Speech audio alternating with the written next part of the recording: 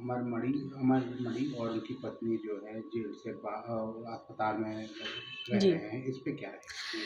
देखिए माननीय योगी जी चारों तरफ अपराध पर शिकंजा कस रहे हैं और कभी और महिला सुरक्षा की भी बात करते हैं, सब कुछ कर रहे हैं, लेकिन वर्षों से सरकारें आई हैं, गई हैं, बराबर हमने माननीय योगी जी से प्रार्थना की है, संबंधित लोगों से पत्राचार किया है, मुलाकात करी है और उनको ये बाकायदा सबूत के साथ हमने कागज़ दिखाए हैं कि 2012 से माननीय मुख्यमंत्री के गृह जनपद गोरखपुर में अमरमणि त्रिपाठी और मधुमणि त्रिपाठी बाकायदा 5 स्टार होटल की तरीके से रह रहे हैं, बाबा राघव दास मेडिकल कॉलेज में रह करके अपना साम्राज्य चला रहे हैं, जबकि ये कैदी हरिद्वार की रोशनाबाद जेल का है।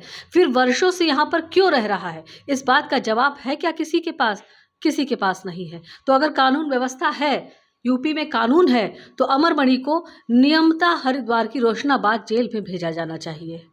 और क्या आपने आज प्रेस कॉन्फ्रेंस में बातें कही? जी, मैंने यही बताया है कि मेरे 19 साल इस केस में लग चुके हैं और सारे देश में सबने इस केस को देखा है, सुना है, समझा है, तो कम से कम एक केस तो ऐसा कर दीजिए, उसमें तो इंसाफ़ कर दीजिए कि ये कहा जा सके कि कानून अब भी ज़िंदा है। इंसान की अगर पैरवी करे तो न्याय हो सकता है। आधा-अधूरा इंसाफ़ हमको मिला है, 19 सालों से संघर्ष करते-करते घूम रहे हैं, कम से कम मधुमिता केस में तो इंसाफ़ कर दिया जाए।